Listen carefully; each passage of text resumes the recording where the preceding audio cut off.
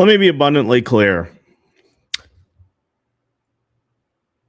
Objective number one for the offseason is to get rid of the mentality that is okay with what happened in the second and third periods of this game. It's the same thing that happened in game 4. It's the same thing that happened tonight. You decide that one goal in game 4, you decide that one goal is enough. Tonight, you decide that 3 goals in the first period is enough offense against the best team in hockey, against the best offense in hockey. Inexcusable. And whoever signs off on that mentality has got to go. I don't care how high up the lineup it is. They have got to go because there is no reason to lose a game like this unless you stop.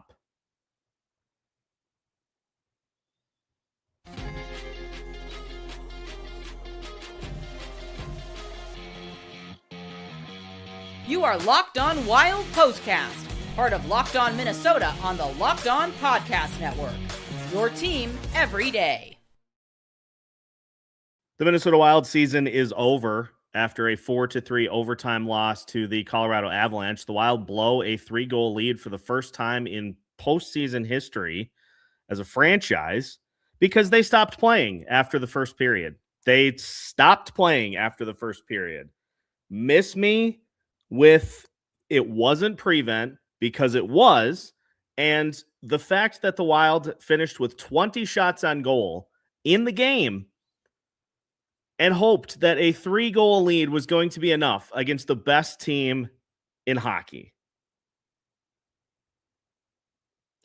This year was supposed to be different. This year was supposed to be different than the last few years. Guess what? This year was worse. This year is worse. You lose in round 2 and 5, and it is mind-numbing that you, in a game in which your season is on the line, give up. And so I'm going to say it right here. Whoever signs off on that mentality and is okay with what happened over the last couple of games, they have to go. I don't care if it's Kirill Kaprizov. I don't care who it is. They got to go. You can't have players on the team that are okay with what happened in tonight's game, in this series, because you hand multiple games. You are going into a series against the best team in hockey, and you're saying, "Oh, we can give up a couple of opportunities. We can give away a few games." You got to go. You can't stay on this team. Bill Guerin had better be furious about what happened over the last couple of games of this series. They quit playing. They stopped playing. They stopped playing in game 4. They stopped playing in game 5.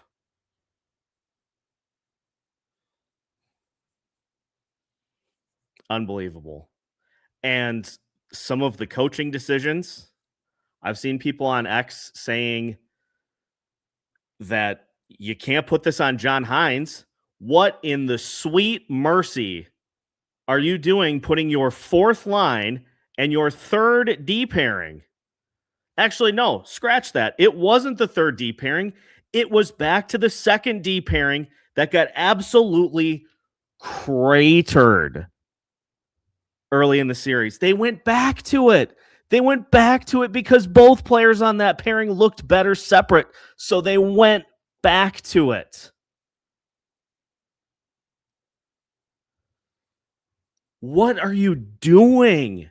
Putting your 4th line, who, to their credit, the 4th line actually played tonight, but you're putting your 4th line out there against Nathan MacKinnon and Cale Makar in a must-have a goal situation. That's indefensible. That is indefensible. I cannot say a positive thing about that decision. John Hynes got lapped in this series again. So he outcoaches Glenn Gulutzan in round 1. just absolutely gets lapped in round 2. I am furious, infuriated. It's one thing to lose. It is one thing to have a game. Now, let's think about if this was the flip. Let's think about if this was the opposite. Let's say the Wild fall behind 3-0. They battle back to tie it. They go into overtime. They lose in overtime. I would be less mad in that situation. Let's say it's a back and forth game. The Wild get the first goal, back and forth. They lose in overtime. That is a different scenario than what we are dealing with right now. You get a 3-0 lead and you tap out. You tap out. I am sick that this is how the season ends, because it oh,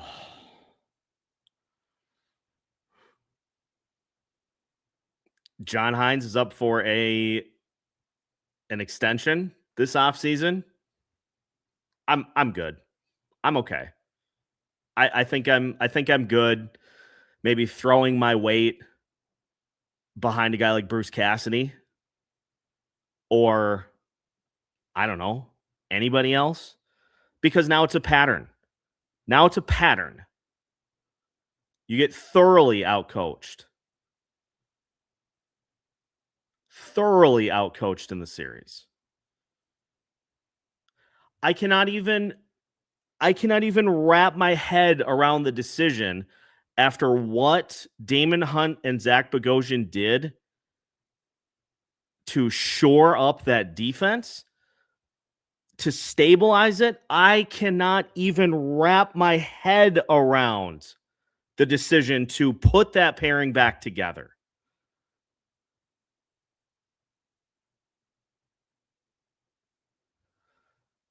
Like, what are we doing here? Is it incapable? Is the staff incapable of putting plans together without specific players in specific pegs?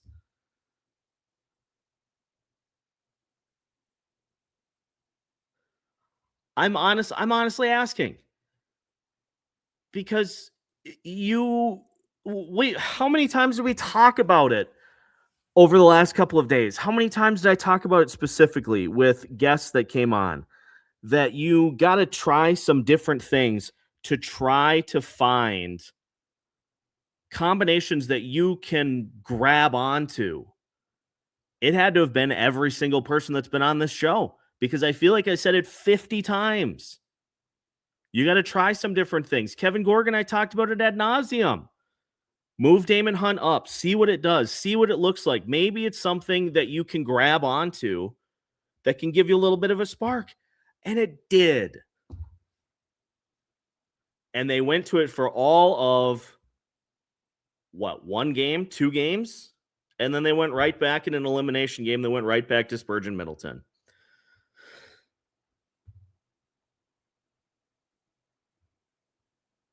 And Middleton was a -2 tonight.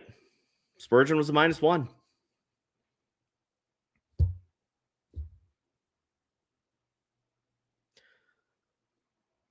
Whoever is okay with what happened tonight,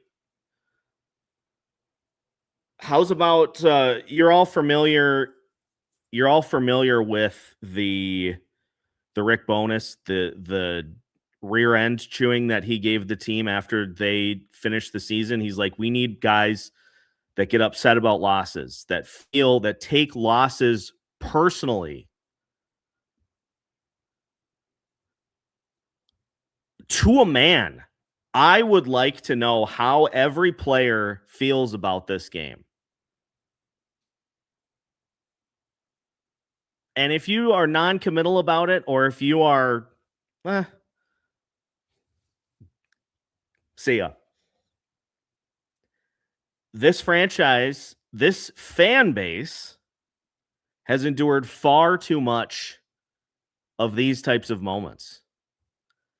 A 3-0 lead, never in the history of the Wild postseason, which is shoddy at best. I know that. But they had never done that in their history until tonight. And it's because they treated the final 2 periods of this game like a penalty kill.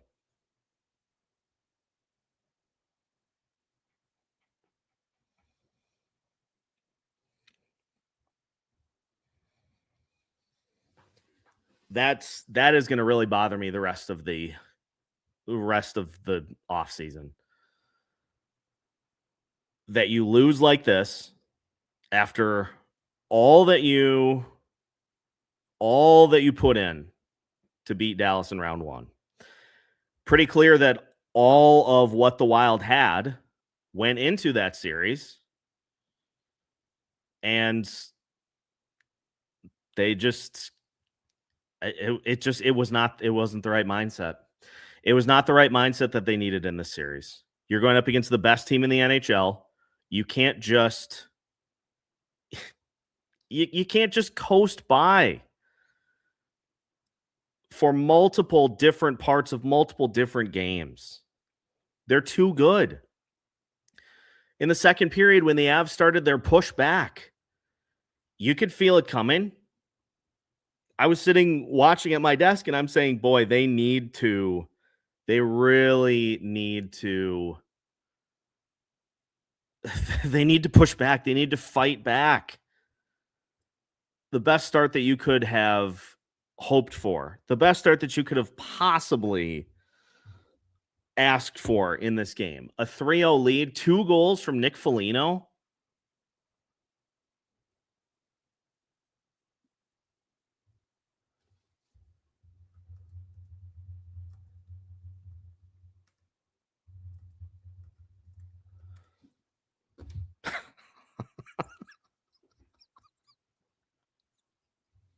I mean, what do you say at this point? What do you I could scream, and trust me, I want to.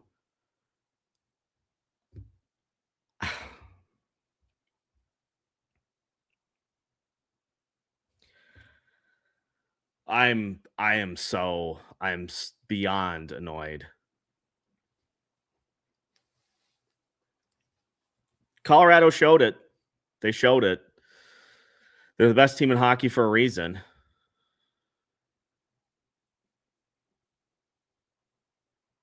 But it felt like let me phrase it this way. It felt like even with 2 critical pieces out of the lineup, had the Wild simply played their game, that this series goes 7. Can anybody get on board with that? Can we get on board with that? That if the Wild play like they did for some of the games, that this could have easily gone 7? I think so. But just the last 2 games, like there was nothing. There was nothing anywhere near what there needed to be as far as the offense goes. Which is why it just is infuriating to have the series end like this. How many? So there was one 60-minute game?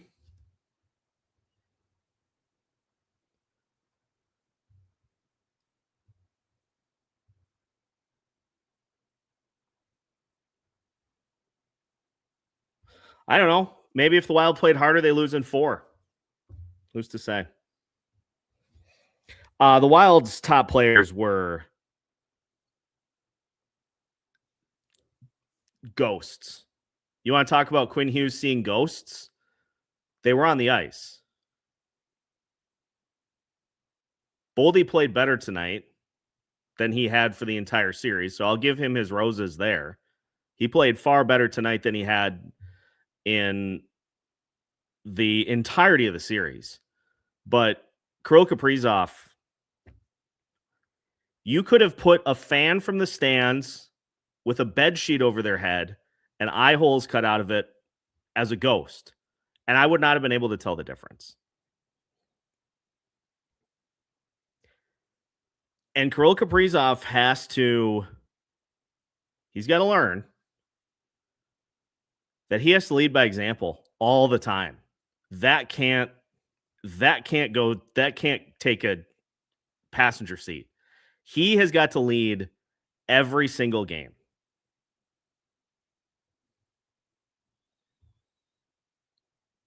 Especially in an elimination game. Like, what are we doing here?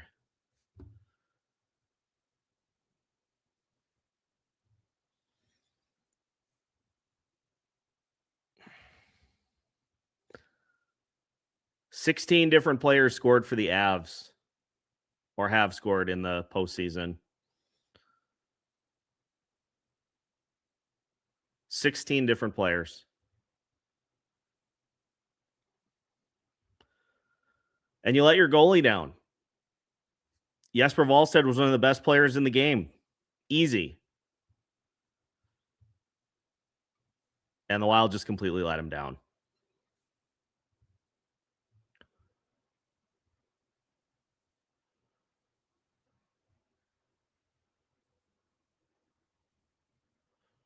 It's just here's the thing about it, because I see there are people that are pushing back, but this is how you as a team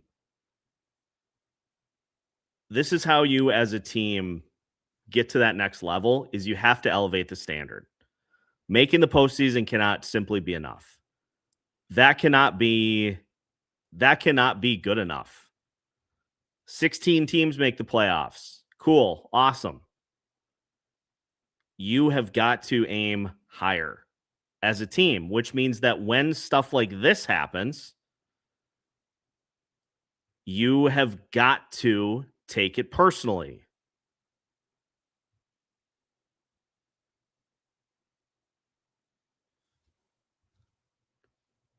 You have to take losing personally. That's all there is. That's all there is to it. Brock Faber, they outplayed us the whole series, plain and simple.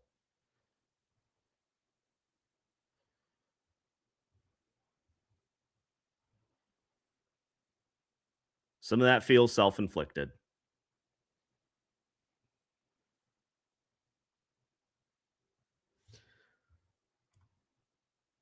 As far as the peripheral numbers don't even matter, honestly. Do we really want to go down the line here? You get outshot 34-20, 32-31 in the hits department for the Avs. I mean, honestly, the only numbers that matter to me are the 2 goals in the third, the 1 in OT, and the fact that the Wild had 9 shots on goal in the third. It was 9 shots on goal in the second, the third, and overtime combined. That's not going to get it done.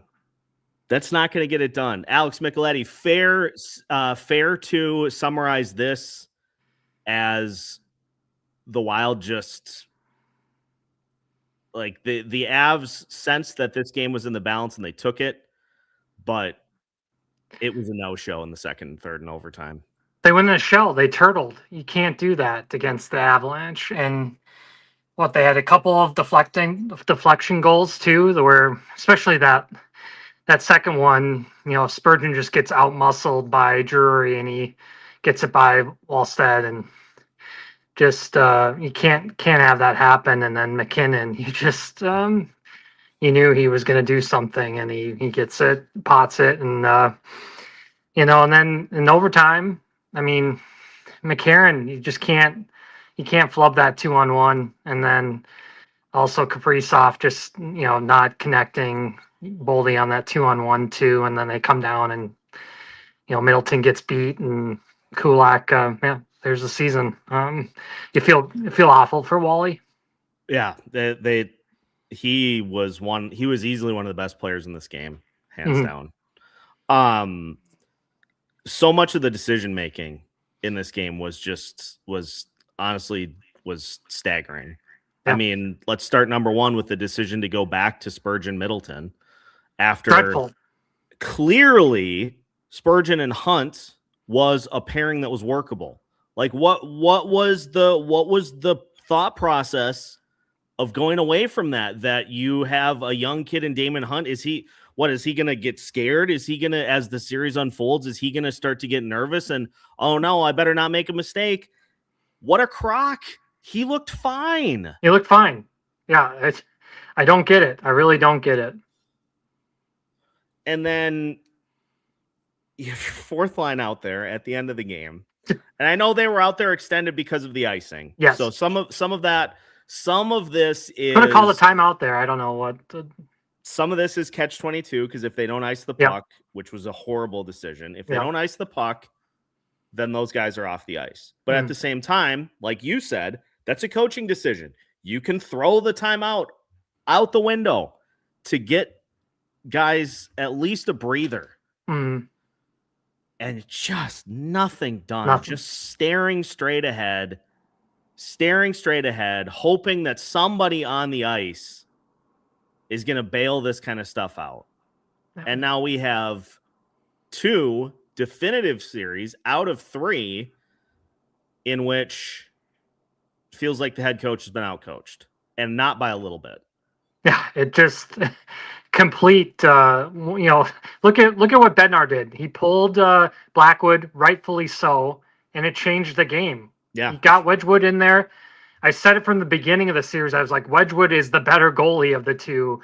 The game that Blackwood won, I mean, the Wild did not test him at all. Yeah, and they started to do that tonight, and they just didn't keep the pedal to the metal. I mean, Wedgwood came in and shut the door, but you just can't turtle against a team like Colorado. Otherwise, they're going to catch you. They're Hearts of Champions. They've won a cup together. That most of that group is still together, and McCarr is clearly banged up, and they didn't take advantage of that.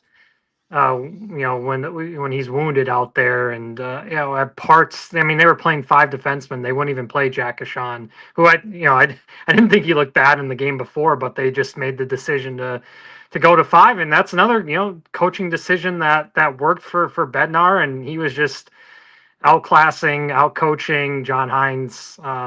Bednar is not Glenn Gulletson. No, he is definitely not. The Wilds tonight, oh my God. The Wild tonight generated 1.44 expected goals of offense, which is basically all first period. They had, in the first period against Mackenzie Blackwood, they generated 0.91 expected goals. They generated 0.53 for the entire rest of the game. Just terrible. Yeah, it's frankly, it's unbelievable. And 34 combined unblocked shot attempts, 1 high danger attempt.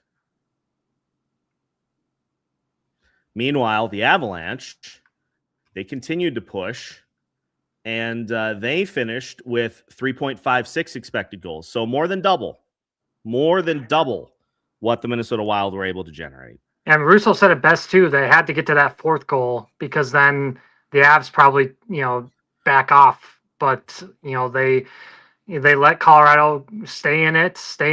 Drury gets that goal, and they had all the life and momentum after that. It got the crowd buzzing again, and just really, really poor coaching decisions towards the end there. And on one hand, I will give John Hines credit for it's a conscious choice. He's 100% right. He's 100% right that it is a conscious choice to play this way and to go away from what was working. It is, I can't understand how, after what happened in the first period and you get the 3 goals, and guess what? All 3 of them were the result of hard work along the boards. Getting in front of the paint, getting right in front of Blackwood. The Marcus Johansson goal was the result of a really good play along the boards by Matt Boldy to keep it alive.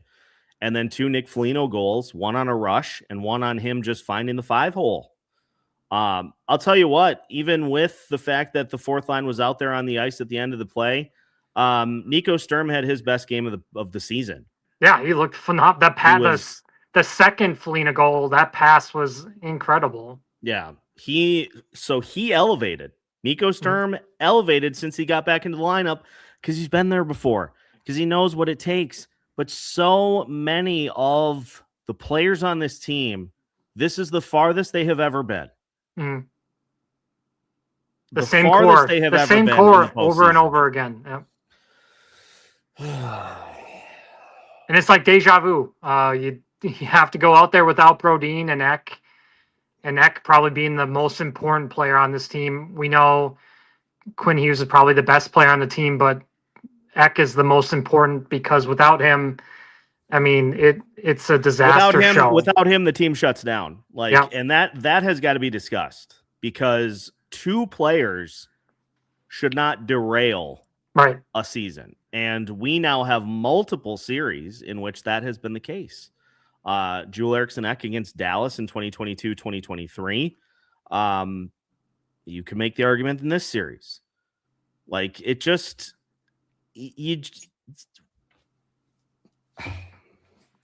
I am, if you wonder why I just am exasperated and am struggling for the words, it's because I just want to start ripping F-bombs, but I'm not going to do it.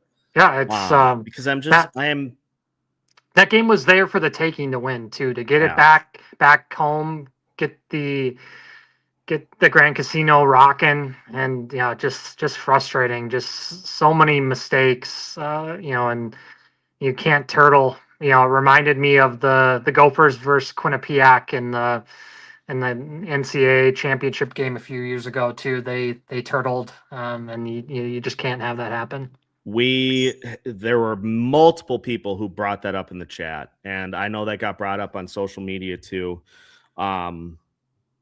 It just 0.21 expected goals the final 39 minutes of this game.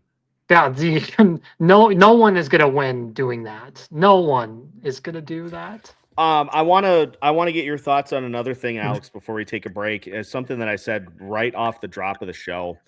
Whoever on the roster, I don't care what type of player they are. I don't care what role they have in this team.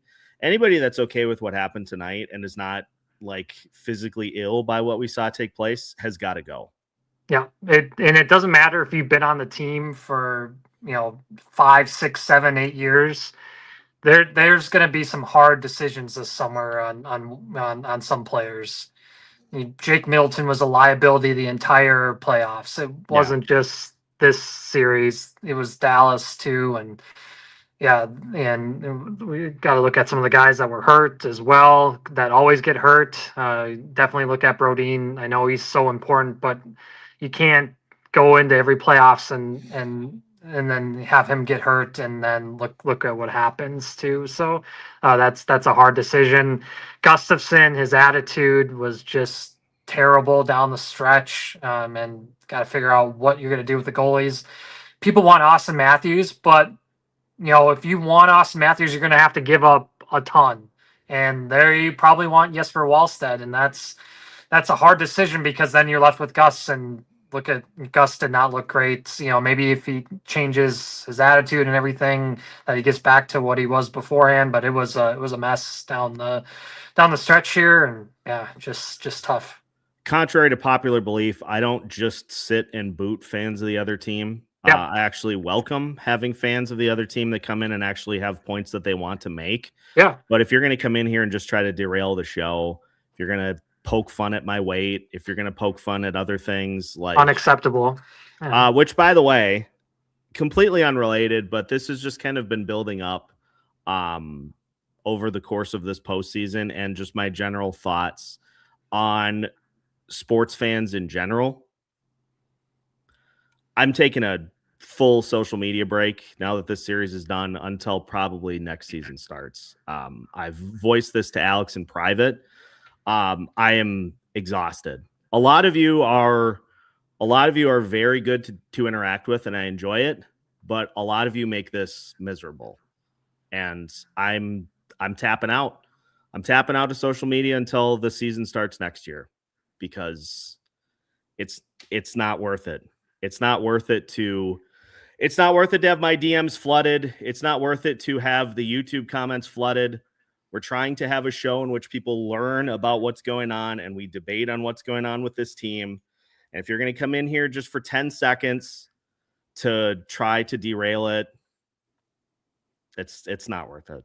So No. It doesn't mean that I'm going anywhere as host, because I'm not, because this is going to be one of the most pivotal off seasons in franchise history. So we're not going anywhere. No, like we're not going anywhere. We're not leaving. We're Wolf of Wall Street. We're not leaving. We're not going to be taking any time off. Because there's too much to break down. I've got some exciting things that are planned for the off season, but some of you have to go touch grass. That's all I'm going to say. Let's do this. Let's get back on track here. Let's take a quick break. Some great questions that have been asked about kind of what comes next that I would like to dive into here. We'll go a little longer tonight since it's the funeral. Yeah, it's the postmortem. So we'll go a little longer here tonight, but yeah, there are a lot of feelings that need to be broken down, because God almighty, those final two periods were easily some of the worst of the season. Yeah, and I'm just never going to stop saying that. Brett Kulak is the game winner. Yeah, that's all I gotta say about that. The most unlikely, guy to end the Wild season, Brett Kulak, who was traded twice. Oh, dear Lord. Okay, quick break. Gotta get a couple of things in here, and then we'll dive into the off season too. Wild season is over. It's over. It's Jover. It's done. Dead. Buried. More postcast coming up right after this here on Locked On Wild. Tonight's postcast is brought to you by 5 Hour Energy Cotton Candy. If you've got a sweet tooth like I do, you know how tough it is to find that perfect treat without all the sugar. That's why Cotton Candy 5 Hour Energy Shot brings that nostalgic flavor back in a whole new way. This is that classic cotton candy taste you remember, but with a tasty caffeine boost and zero sugar. It's a quick, easy way to satisfy that sweet craving while keeping things simple and on the go. Look, I've been a fan of cotton candy my whole life, as you can tell, but I can't be eating sugar every bit of every day. This is a perfect way to meet in the middle. The flavor really does bring that throwback fruity vanilla vibe, and it is surprisingly smooth. So bring on the sweetness with Cotton Candy 5 Hour Energy Shots, available online now at 5hourenergy.com or on Amazon. Tonight's postcast is also brought to you by Game Time. There's nothing like playoff hockey live. The intensity, the rivalries, the crowd. It is just different when you're in the building. We were so close to another home game. So close. Oh, well. Playoffs are some of the best moments in sports, and being there in person is something every fan should experience. Game Time makes it incredibly easy to find tickets, even for those high-demand playoff games, in just a few taps. And with the Game Time guarantee, you know you're getting 100% authentic tickets delivered on time at the best price. The zone deals, still the best by far, still tops. And all you have to do is pick a section. If you want to sit behind one of the nets, pick the section. They'll pick the seats for you. If you want to sit behind the penalty boxes, behind the bench, pick the section. Game Time will pick the seats for you. So take the guesswork out of buying tickets with Game Time. Download the Game Time app, create an account, and use code LOCKEDON for $20 off your first purchase. Terms apply.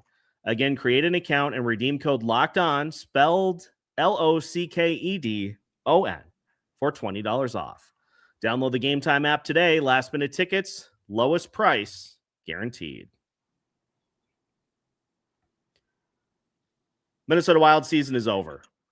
as the Wild lose 4-1 to the Colorado Avalanche in a game in which they had a 3-0 lead. And for the first time in franchise history, they blew a 3-0 lead. Lots to discuss. Alex, let's start with what is arguably the biggest need for this team. Center. It's like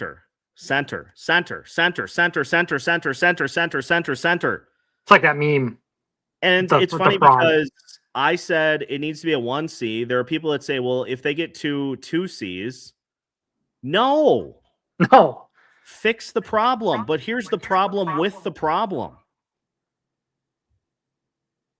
1Cs don't come along. Hardly ever. They have no first round pick now either, too. Fun. So you're going to have to overpay. And we saw this at the trade deadline. The Wild were rumored to be in on Robert Thomas. They were looking at Ryan O'Reilly. They were looking at Vincent Trocheck. He would have been a gross overpay because guess what? He's a second or a third line center on a playoff team. So he doesn't fix the problem. No. Ryan O'Reilly would have been, I think, a good 1-year Band-Aid, but he didn't want to go anywhere. Robert Thomas was not available. And both those guys are in division too. So it would have been a way gross overpay to help them get a lot better, and the Wild maybe better for 1 year. And Nazem Kadri was only going to the Avs. Yes. So for all the people who are like, didn't do anything at the deadline, are you going to give up Jesper Wallstedt, Danila Yurov, a first-round pick, and another prospect for Vincent Trocheck? No. Because that's what the asking price was. Right. No way. That would have been – you want to talk about mad? Had Bill Guerin done that, that would have been pretty bad. Yeah, to probably get the same exact result, and then you give up, what you gave up for Hughes, but then all that too. It'd be tough to swallow. And now they don't have a pick until the 4th round this summer too. So, and this is where I was listening to Russo a little bit the other day, or actually was it today? God, what day is it? Thursday, Wednesday.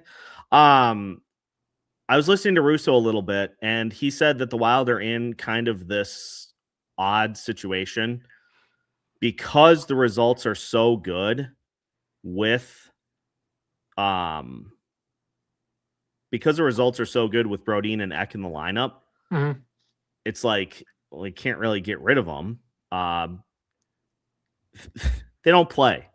Right. They play in the regular season. They don't play in the postseason. That and where it actually counts, right? So at some point, you have to do something. Right. I love Joel Eriksson Ek as a player. He brings a great battle level. He's a good center. The best ability is availability. Jonas Brodin is a fantastic defenseman. He's a great defenseman for 60 games. Go back and look it up. He's averaged 60 games a year over the last 5 seasons. So Spurgeon's not getting any younger either. So it's tough in the top 4 when those guys are getting hurt. This is why you have started to pivot to Brock Faber and Quinn Hughes as the next top line of the D. But behind that, and another piece of this that we will talk about this offseason is you have no one in Iowa that is ready. Because I'm going to tell you this right now. For all the people that say give Carson Lambos a chance, it's been a swing and a miss. He has been in the Wild system for 5 years. 5 years. If he was good enough, he would be here. Yeah. No doubt about it. So they got nothing as far as deep. Now, they do have Viking Gustafsson Nyberg. Mm-hmm. And I think I'm excited to see him play next year. I think he can be an effective third pairing defenseman. But beyond that, like, Jack Pert's not ready, and there's nobody. It's a disaster down there. Brent Burns ain't walking through that door. No. And you can't miss on a first-round pick like they did with Lambos. So Nick Schultz ain't walking through that door. No. It's just, yeah, yikes. You need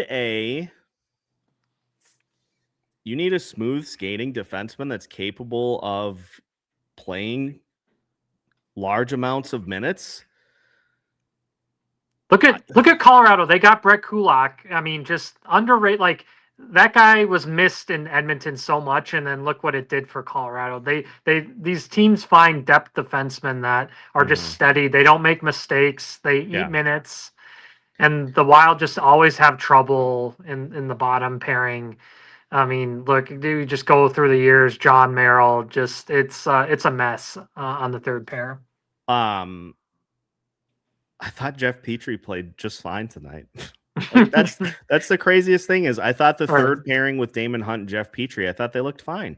But Jeff Petrie is exactly what you just said. Like, he's a stay at home, not gonna give you a lot as far as the offense goes, but he's not gonna make critical errors. He's not gonna make critical mistakes. He just is veteran enough to know what needs to happen. And he had a couple of blocks, I think, tonight. Now, watch. I'm going to look at the numbers, and he played like 4 minutes. And,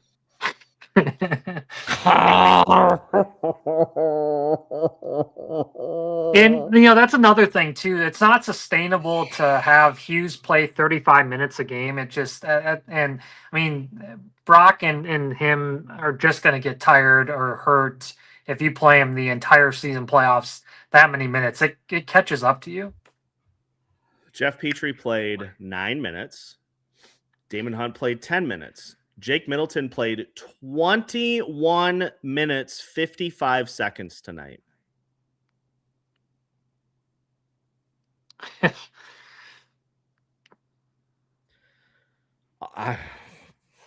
Unbelievable. Yeah. We got a quote. Here come the quotes. Oh God. I'll start with Zuki. I think everyone feels empty right now. It wasn't the finish we wanted. We knew it would be a tough series. I don't know. It's hard to explain right after a game like that. You're an older group, so these chances don't come that often. So I think it's just empty. But you know what? We battled our asses off, all of us, back checking, hitting, blocking shots. We just lacked a little bit of that offensive mindedness in the last two periods, and that sucks. He's not wrong. I don't have as much of a problem with that. I have repeatedly been appreciative of Matt Zuccarello being. He always talks. Yeah. Yeah. I have been appreciative of him being someone who is willing to talk after games. Jesper Wallstedt, I think every one of us had a strong belief that we were going to bring this back to St. Paul. We all got here with one goal in mind. It was just one game, win one game and take it one game at a time. I think we were all sure that we were going to go here and win today, but obviously that didn't happen.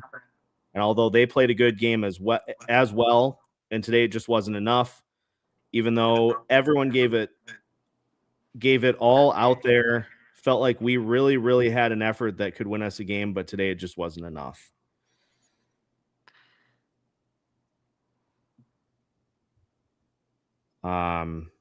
Boy, those are meaty quotes, and I clearly can't read. So, where's Spurgeon? Someone's like, why is the captain not talking? I mean, come on.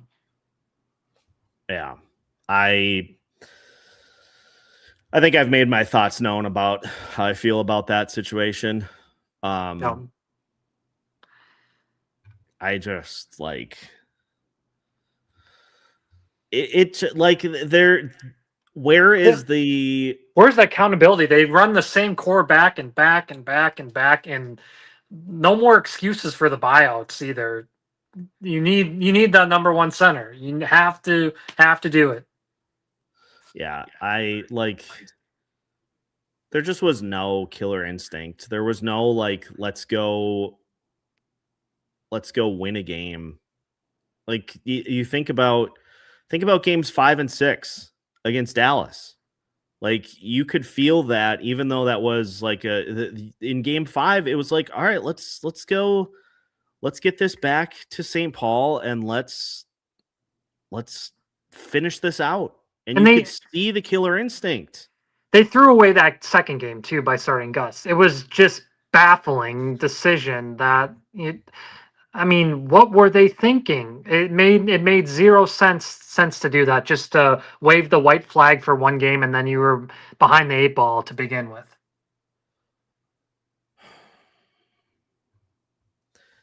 And someone's asking about 1C options. Well, I brought up, everybody talks about Austin Matthews because they fired the GM, fired the coach, so everything's brand new there. But like I said, it's going to take it's going to take a ton either way. You're going to have to give up some players maybe that have been here a long time, but you have to do it. Every other team has a 1C, and the Wild have not had a 1C in a long time. Ever, really. I mean, you talk about Matthews, Dylan Larkin is another 1C option. I would love to have him here as a great leader. He's a Bill Guerin guy, clearly from the Olympics. I mean, there's other guys out there too. I mean, some guys that aren't like 1Cs, but quality, you could, I guess, move back to 1C if he stays here. But everybody talks about like a Boone Jenner type, Kent Johnson from Columbus too. But it's tough, because they don't grow on trees, right? 1Cs. No, they do not. I would be in favor in a lower. I would be in favor of in a lower role in the lineup. I'd be fine with Boone Jenner. Yeah, but he can't be a 1C. No, I mean, yeah, it's the, and I will be upset if we go into next season and it's something like that. And it's like, right. Well, let's try to put Scotch tape over a faucet that is spewing water into the air. Right. You can't do that. Yeah. The options are not great. But I mean, unless you try to convince St. Louis to give up Robert Thomas, but they are switching GMs there too. Steen's going to help take over for Armstrong. It's tough some pickings, but everybody's going to want Jesper too, so that's a hard choice to do.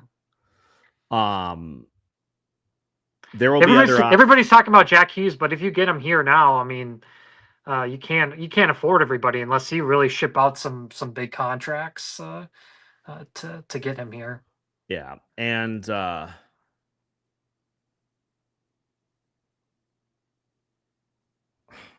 KG.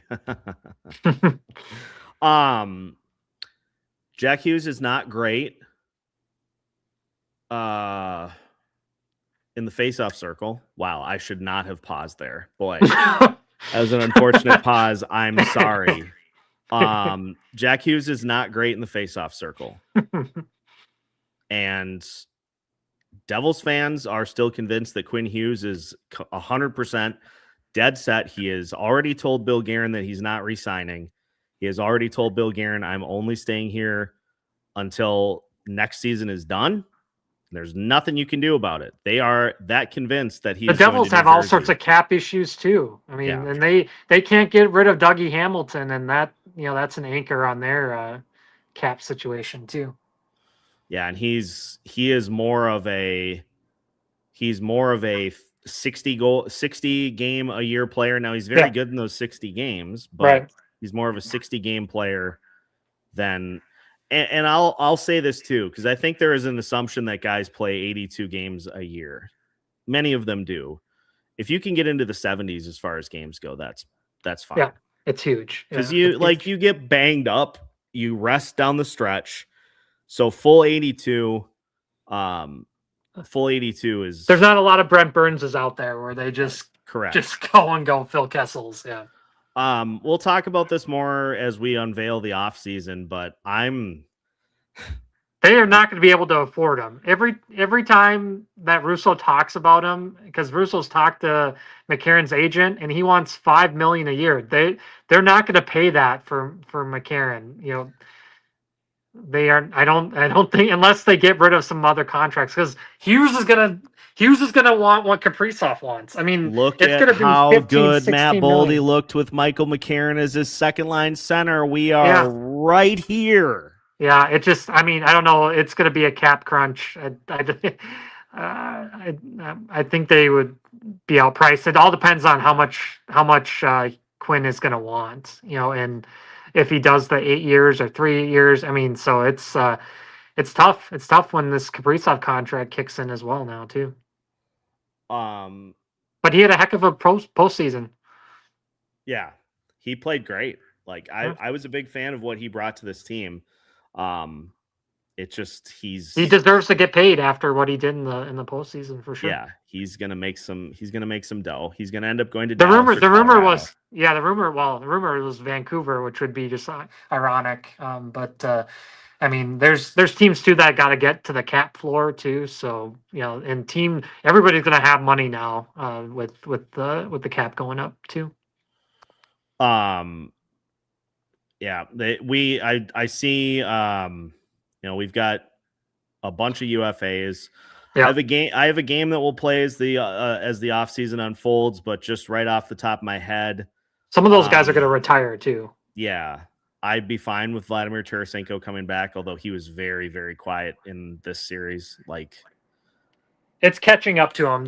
He's really slowing down. Yeah, I mean, you can tell he's nowhere close to what he was. I am just going to assume that Zuccarello's coming back for one more year. Yeah, that Athletic article, you know, he said he doesn't even see like 1 year. He said he's got some years left on him. So we'll see though about that though. Could we get him down to like 3, 2.5?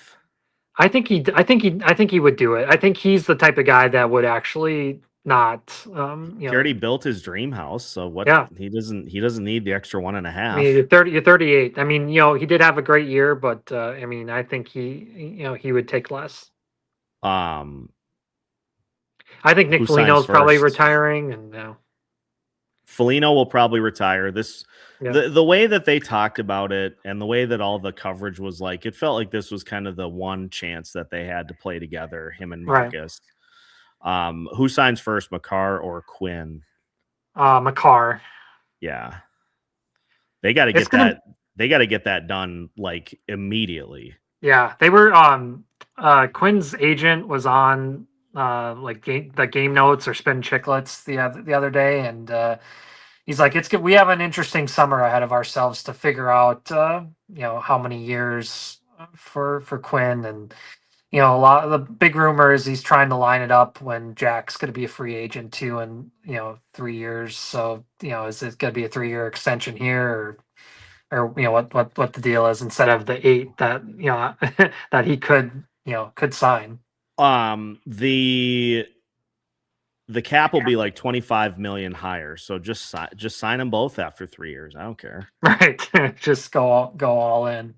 Yeah, why not? It's frustrating too that they gave Gus a no move. It always haunts them to give players on this team no moves. It really hurts you, move wise, to include other guys as well.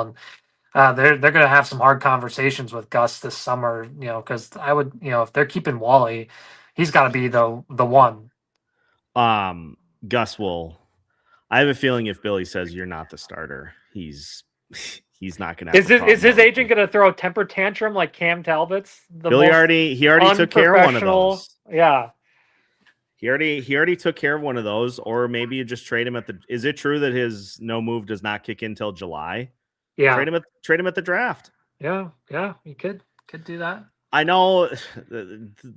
So are we going back? Is the draft still going to do that goofy Remember last summer where they put him into that tiny like room, and then the Zooms were not working for a lot of these GMs because they're boomers, and yeah. I have no idea. I don't even know when the draft is. Frankly, full disclosure, I don't care because we don't have a pick. Disclosure day. So I mean the scouts are going to be bored for a while. They'll just be sitting on their hands. Yeah. I'm not gonna lie, like I like kind of doing some of the draft stuff in previous seasons. You are not going to see a thing draft related from this channel leading up to the NHL drafts. For those of you, there's a really hilarious joke that Seth and I shared off the air. You can look up Craig Button and someone getting Craig Button really good. Czech defenseman. Just look that up it's on Reddit and Google, but you'll laugh. Oh my Lord. Oh boy. How about the memes were just hilarious when Chayka got hired because he he got fired in Arizona there, and they one of the reporters down there found out that like when he got fired, he had like 5 or 6 computer screens, and 5 of them had fake computer data on it, and then he gets he got in trouble there too. They lost draft pick for tampering, like doing illegal stuff during the combine, and then he went from that to back to working or owning a bunch of Wendy's in Canada there, franchisee.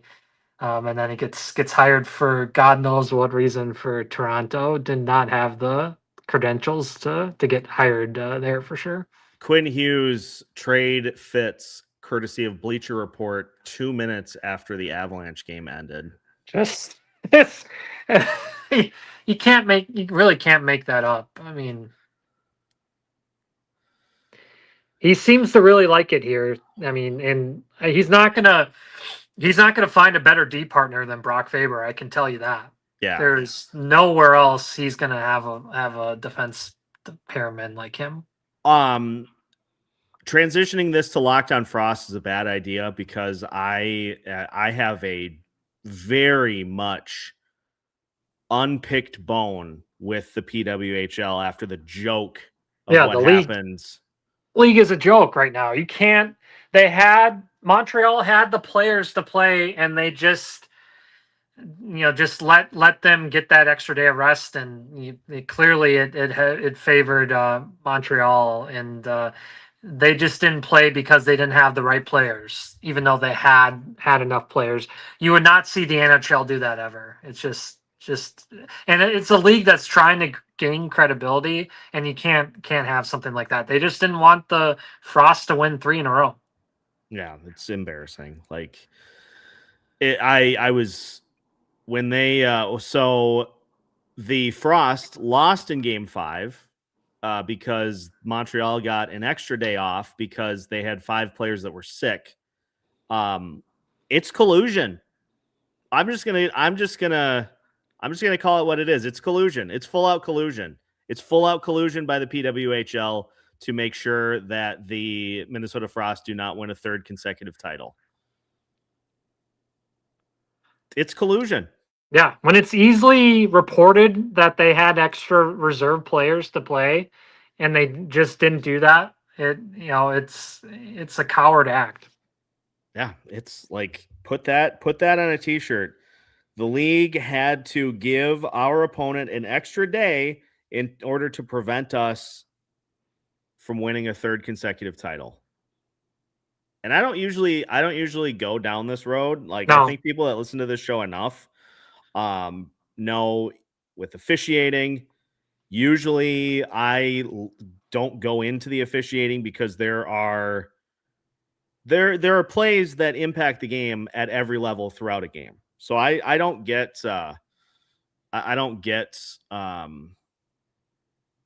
I don't get into that stuff much. This is a completely different case. Completely different case. You don't do that for anybody. Like No. you don't do that kind of a thing for any other teams. Yeah, like I said, You wouldn't do it for Minnesota. It would not happen in the NHL. It would never not happen. The Wild hosted the Winter Classic and had 9 players with COVID, and they still had to play. Right. Oh, big deal. The NHL had a mumps issue, and they kept going. It's just like this was for a stomach bug. It wasn't COVID or anything like that. Just ridiculous. So that's my long-winded answer of saying Locked On Frost would not be any better than what we're doing right now, because that's someone brought it up. That people are asking why we talk about the Frost. Someone brought it up. So sorry about that, but we had to talk about that. People are asking about Stramel. I mean, it's classic Wild to have his ankle just disintegrate right before he's gonna sign and play, and no one's seen him at a professional level, and you can't just expect him to come in and be a top 6 centerman. He's gonna start in Iowa. That's for sure. He will not play for the Wild. He won't. He's gonna get traded. People and even if he does get traded, I mean, it's tough for him to have the best upside, because if you're a first-round draft pick and you stay the entire 4 years in college, that's a red flag too. I mean, if you're a first-round draft pick, you're usually getting signed way before that. I know he struggled, and then he did turn around in Michigan State, but I mean, we haven't even seen him at all in any professional type of setting. It's a gigantic jump from college to the pros, and he's a bigger guy, so it can be tougher on those bigger guys to transition from college to pro hockey. And like you said too, he's going to be one of the biggest trade baits too, because they gave up a ton in that Hughes deal, and so teams are gonna want him because because the Wild don't have a first round draft pick, so they're going to be asking for him, Urov, Wallstedt. So that's what they have to offer. Not a whole lot left in Iowa that teams would want. Iowa has not made the playoffs for quite a bit now here. Iowa has been closer to dead last in the league the last 4 seasons than they have to make in the playoffs. So, yeah. That's I'll look into some of the postseason quotes later this week, because there's a lot. I need some time to compress after this. We'll get some more quotes that will be spicy too, when they have their clean out locker day too. Get the popcorn ready for Russo, Guerin, because it's always feisty. So get ready for that. And I think Russo will hold these guys accountable for sure, and Joe Smith. Yep. But that's going to wrap it on the 2025-2026 season. Appreciate everybody tuning in. Thank you, everybody. It's been awesome. What a ride. What a ride it's been. All-time highs for the channel as far as listenership goes this year, because of the Quinn Hughes trade, the trade deadline, the first round series win for the first time ever. First time since 2015. It feels like ever, though. We'll have an episode for you probably tomorrow afternoon and Friday too. But as far as social media goes, at some point before the season starts next year, look out for yourself. Take the opportunity, just if you need to just take a step back, because it's a grind. It's a grueling grind, and I hope everybody knows how much time, how much effort is put into this to make this as good of a show as it can be. That's all I got for now. Wild season is over. Thanks for tuning in to another edition of Locked On Wilds. Offseason starts tomorrow. Your team every day, even after season-ending losses.